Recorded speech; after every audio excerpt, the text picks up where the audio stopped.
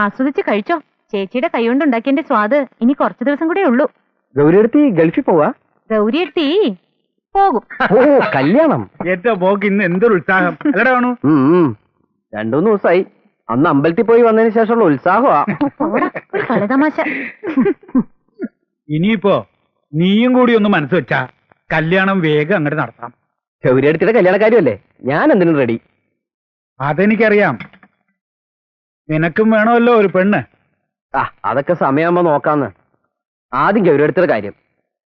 ഗൗരിയുടെ കല്യാണം നടക്കണമെങ്കിൽ നിന്റെ കല്യാണം നടക്കണം.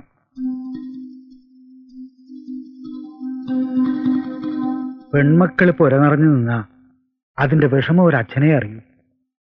എത്ര ആലോചനകൾ വന്നവക്ക്, ജാതകം ചേരാണ്ടൊക്കെ മുടങ്ങിയില്ലേ. ഗൗരിയുടെ കാര്യം ആയതുകൊണ്ട് നീ സമ്മതിക്കുമെന്ന് വെച്ച് ഞാൻ വാക്കു കൊടുത്തു. എന്ത്? നന്ദഗോപാലന്റെ അനുജത്തി മിടുക്കിയാണെന്ന് സ്വാമി മാസ്റ്റർ എന്ന് പറഞ്ഞു. നീ ഒന്ന് എന്ന് കാണണം.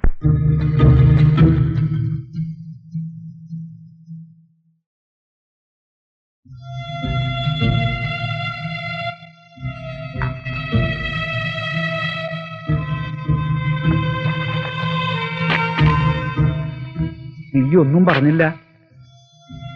ഇതിലും നല്ലൊരു ബന്ധം നമുക്കിനി കിട്ടില്ല. ഇങ്ങനെ പെട്ടെന്നൊരു കല്യാണം എന്നൊക്കെ പറഞ്ഞാ ഞാൻ പറഞ്ഞാൽ നീ മറുത്തു പറയില്ല എന്ന് തോന്നി. മറ്റന്നാ കുട്ടിയെ കാണാൻ ചെല്ലുമെന്ന് പറഞ്ഞു സ്വാമി മാസ്റ്ററോട്. 2 കല്യാണം ഒരുമിച്ച് നടത്തണമെന്ന് അവര് പറയുന്നത്. ഇനി ഒരു തീരുമാനമെടുക്കേണ്ടത് നീയാണ്. അച്ഛൻ ചെന്ന് കണ്ടാ മതി.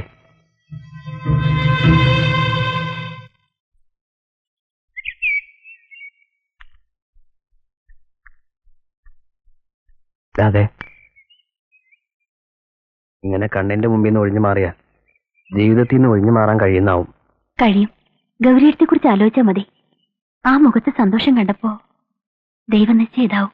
അതിനെ എതിർക്കാനുള്ള അഹങ്കാരമൊന്നും എനിക്കില്ല. നീ വെറുതെ തത്വജ്ഞാനം പറയാണ്. സ്വന്തം കാര്യം ആലോചിക്കണ്ടേ? ചിലപ്പോ സ്വന്തം കാര്യം മാത്രം ആലോചിച്ചാല് ഇല്ലാണ്ടാവണത് ഗൗരിയത്തിന്റെ ജീവിതമല്ലേ.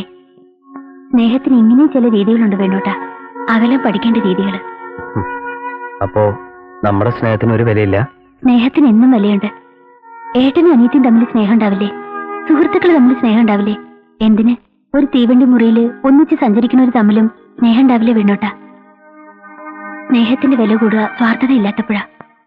ഇനി വേണോട്ടിന്റെ അനിയത്തിയ രാധ, അതും എന്റെ ഭാഗ്യ.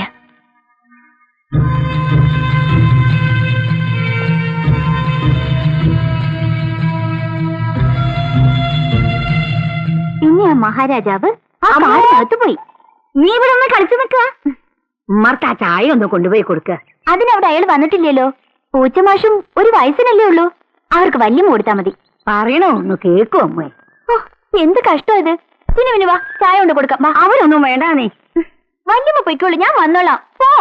എന്തായാലും വേണുവിനൊന്ന് വരായിരുന്നു. ഇങ്ങനത്തെ ചടങ്ങിലൊന്നും അവന് വിശ്വാസം ഇല്ലാന്ന് ഇപ്പോഴത്തെ കുട്ടികളുടെ ഒരു കാര്യേ. പിന്നെ ഞാൻ പറയുന്നതിനപ്പുറം ഇല്ല അവൻ. അമ്മൂ, ഞാൻ വരണോ? കുട്ടി വരുന്നുണ്ട്, നഖശിഖാന്തം കണ്ടോളൂ.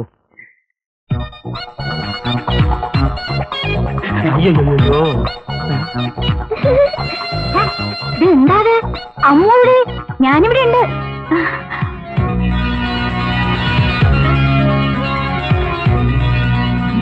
എല്ലാവർക്കും ചായ കൊടുക്ക. എന്റെ അച്ഛന്റെ. ഇപ്പോഴത്തെ കുട്ടികൾക്ക് കാണണം, സംസാരിക്കണം എന്നൊക്കെ ഉണ്ടാവും. അമ്മൂനെ കാണണമെന്നോ മറ്റോ ഉണ്ടാവോ? കാണുന്നൊക്കെ നല്ലതാ, സംസാരിക്കണത് നല്ലതാ. നന്ദൻ കണ്ടാലും മതി.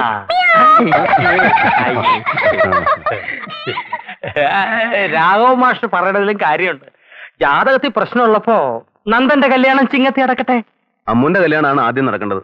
എനിക്കും അത് തന്നെയാ താല്പര്യം. പക്ഷെ ജ്യോത്സ്യന്മാരിങ്ങനെ പറയുമ്പോ 1 അല്ല 3 ആളെ കാണിച്ചു ഞാൻ. എന്നാ ചിങ്ങത്തി 2 നടത്താം. വേണുവിനൊരൊറ്റ നിർബന്ധമേ ഉള്ളൂ, ജോലി കിട്ടിയിട്ട് മതി കല്യാണം.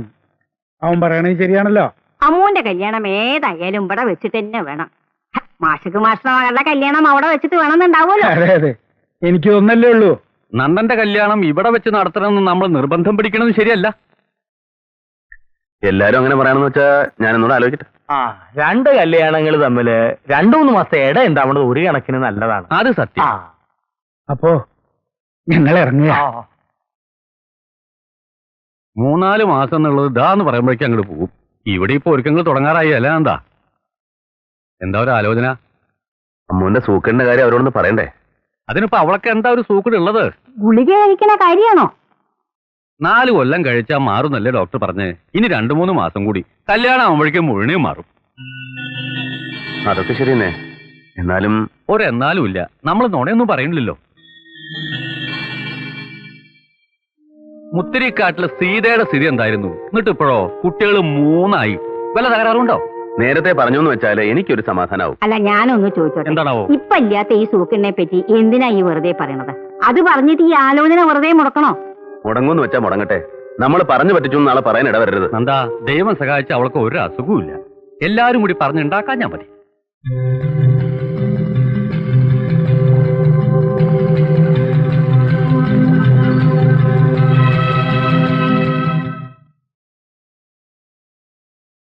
മോഹിനിക്ക് എഴുതിയില്ലോ. ചന്ദ്രമതിക്കൊന്ന് അയക്കാം. വരുമൊന്നും ഉണ്ടാവില്ല അത്ര ദൂരത്തുനിന്ന്, എന്നാലും അയക്കണം. അച്ഛൻ തന്ന ലിസ്റ്റിലൊക്കെ എഴുതി കഴിഞ്ഞു. എനിക്ക് എവിടെ കൂടി കിട്ടിക്കഴിഞ്ഞാൽ കംപ്ലീറ്റ് ആ, നിനക്ക് വേണ്ടേ? 10 രൂപ മതി. ഒരു 20 അവന് കൊടുത്തേക്ക്.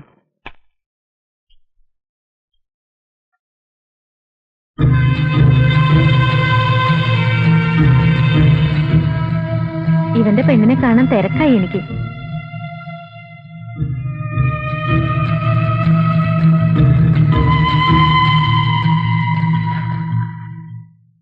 പരമനുള്ളത് കൂടെ ഇതിലുണ്ട്. ഓ കള്ളു കുടിച്ച് കറങ്ങി നടക്കണ്ടേ? കുട്ടിമാമയെ ഒന്ന് സഹായിക്കാൻ പറയും കല്യാണത്തിന്റെ കാര്യങ്ങളിലൊക്കെ. ശരി, വരും മക്കളെ, വാ. എനിക്ക് സെലക്ഷൻ ഒന്നും അത്ര നിശ്ചയില്ല. കല്യാണപ്പടവോ മദ്രാസിൽ നിന്ന് വരുത്തിച്ചതാ. എന്നെ വിളിക്കായിരുന്നില്ലേ തുണി എടുക്കാൻ പോകുമ്പോ? നിനക്ക് ഇഷ്ടായില്ലേ? കുട്ടിമാവയുടെ ഭാര്യ ചിലപ്പോ കേൾപ്പിച്ചു വരും. ആ ചെക്കനെങ്കിലും പറഞ്ഞയക്കാണ്ടിരിക്കില്ല. കാശ് എത്രയാച്ചാ കൊടുത്തേക്കാം, അവരെ ഇഷ്ടത്തിന് വാങ്ങിക്കോട്ടെ. ഇതും ഇട്ടോണ്ട് ഞാൻ കല്യാണപ്പന്തലൊരു വേലത്തിലുണ്ട്. കല്യാണപ്പന്തല്ലോ ഇവിടെ ഒരാളതാ. നീ എങ്ങനെ കല്യാണത്തിന് വരിക? പിന്നെ അങ്ങോട്ട് കയറി ചെല്ലേണ്ട പെണ്ണല്ലേ നീ? അതിന് മുമ്പ് അങ്ങോട്ട് പോവാ. ഇതായി പത്തലായത്. നന്ദന്റെ ഒരേ ഒരു അനിയത്തിയെ പൊന്നാരി പെങ്ങളെ കല്യാണത്തിന് കൊണ്ടുപോയില്ല നന്ദ? അതിന് ചില ചടങ്ങുകളൊക്കെ ഉണ്ട്. മൂത്തർ പറഞ്ഞ അനുസരിക്കേ. ആ വീട്ടിലെ പെണ്ണിനെ കല്യാണം കഴിക്കുന്നുണ്ട്.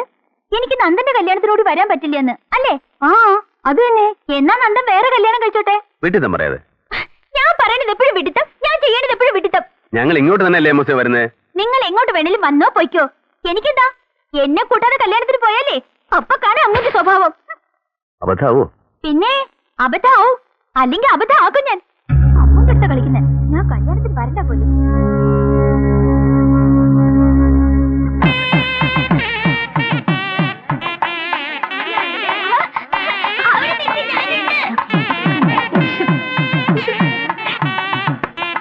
ഗോമതിയമ്മായി കുറച്ച് മുല്ലപ്പൊടി തരൂ. കൊണ്ടുവരണോ?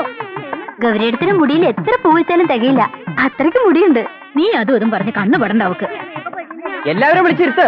ഇത് റെഡിയായില്ലേ? ചെക്കനും കൂട്ടരും എത്തി. ആ അതാ റെഡി. നീ പോയിക്കോ, ഞങ്ങൾ കൊണ്ടുവന്നോളാം. വെള്ളത്തും താലം എടുക്കാനുള്ള കുട്ടികളെ അവിടെ ഉണ്ട്. താലം വിളിക്കോടെ. ഞാൻ തന്നെ വേണമെന്ന് ഓർത്ത കഷ്ടം. നടക്ക അങ്ങോട്ട്.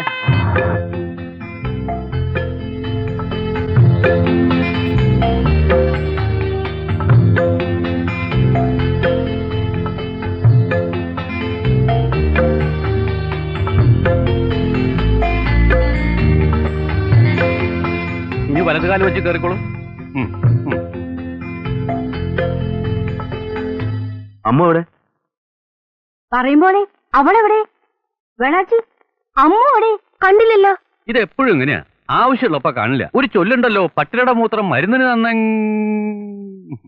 എന്റെ ഈശ്വര, അമ്മോ എവിടെ? അമ്മോ അന്നേ പറഞ്ഞത് അവള്.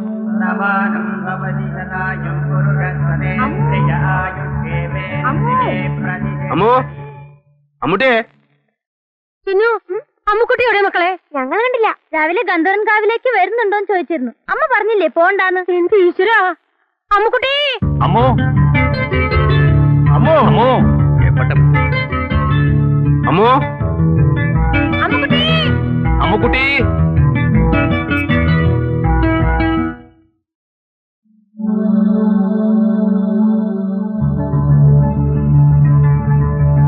അമ്മൂനെ കാണില്ല. വാ.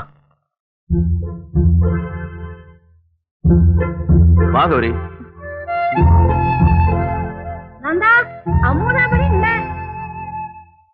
കേറി വാ അമ്മു. വേണ്ട, എന്നോടൊന്നും മിണ്ടണ്ട. എനിക്ക് ആരും കാണാൻ വേണ്ട.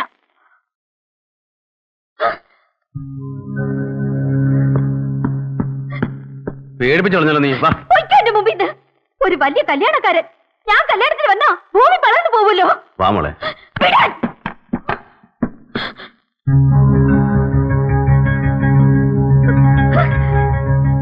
അമ്മ നിക്ക്, പറയുന്ന കേക്ക്. വിടാനല്ലേ പറഞ്ഞത്? എത്ര കഴിച്ച് പറഞ്ഞതാ എന്നെ കൂടെ കൊണ്ടുപോകണമെന്ന്. എന്നിട്ട് രാവിലെ പോകുമ്പോ യാത്ര പോലും പറയാതെ ഒറ്റ പോക്ക്. അത് ഞാൻ മോളെ. വേണ്ട, മിണ്ടി പോകരുത്. എന്താ എന്നോട് പറഞ്ഞിരുന്നത്? ഒരേ ഒരു അനുജത്തിയല്ലേ, നീ ഇല്ലെന്ന് മറ്റതാണ് മറിച്ചതാണ്. എന്നിട്ട് സ്വന്തം കാര്യം ഇങ്ങനെ ചെറിയ കുട്ടികളെ പോലെ വാശ പിടിച്ചാലോ അമ്മു? വല്യമ്മ മിണ്ടണ്ട ഒന്നും. പറ്റിട്ടുണ്ടൊക്കെ ഞാൻ കണ്ടില്ലേ കൊണ്ടുവന്നിരിക്കുന്നത് മരം മോന്തയായിട്ടൊരു സാധനത്തിനെ. എന്താ അത്? ഗൗരി, നന്ദന്റെ കൂടെ മുകളിലേക്ക് വെക്കോളൂ.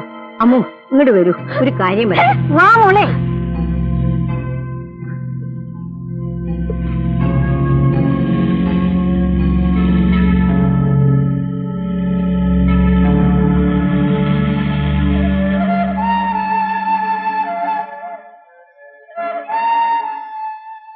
കുറെ മുമ്പ് വരച്ചതാ.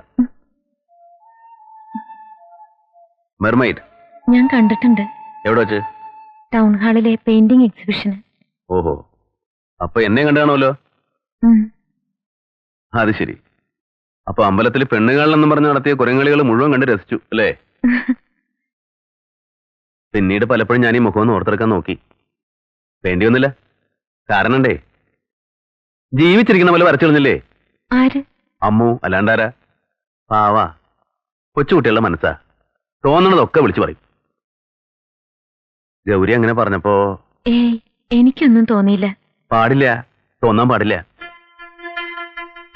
അമ്മു ഇന്നു മുതല് ഗൗരിയുടെയും കൂടെ മോളാ. മരിച്ചു കിടക്കുന്ന അച്ഛന്റെ അമ്മയുടെ നടുവിൽ നിന്ന് കരയുന്ന കൊച്ചുകുട്ടി അവളിപ്പോഴും എന്റെ മനസ്സിൽ. അന്നീ നന്ദന് 15 വയസ്സാ. പിന്നെ ഒരു സ്വപ്നം എന്റെ മനസ്സിലുണ്ടായിട്ടുള്ളൂ, എന്റെ അമ്മു. ലാളിച്ചു, അത് കുറെ അധികം.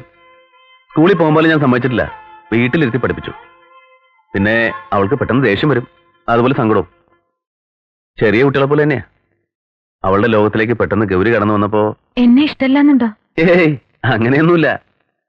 ഗൗരി വരാൻ വേണ്ടി കൂടുതൽ ആഗ്രഹിച്ചത് അവളാ. നോക്കിക്കോ, രാവിലെ ഓടി വരും തന്നെ കാണാൻ എല്ലാം മറന്ന്. ഇനി ഗൗരി വേണം ഒരു അമ്മയുടെ വാത്സല്യം കൊടുത്ത് അവളെ എല്ലാം പറഞ്ഞു മനസ്സിലാക്കാൻ. അവളെ വേണുവിനെ ഏൽപ്പിച്ച എനിക്ക് സമാധാനമായി, നമുക്ക് സ്വസ്ഥായി. കല്യാണം കഴിഞ്ഞ് ഉത്തരവാദിത്തമൊക്കെ ആവുമ്പോ അവള് ശരിയായിക്കൊള്ളുന്നേ. നന്ദേട്ടന്റെ അവസ്ഥ തന്നെ എനിക്കും വേണുവിന്റെ കാര്യത്തില്. അതെനിക്കറിയാം. ജന്മം കൊടുക്കാതെ അച്ഛനും അമ്മയും അവരാ നമ്മള്.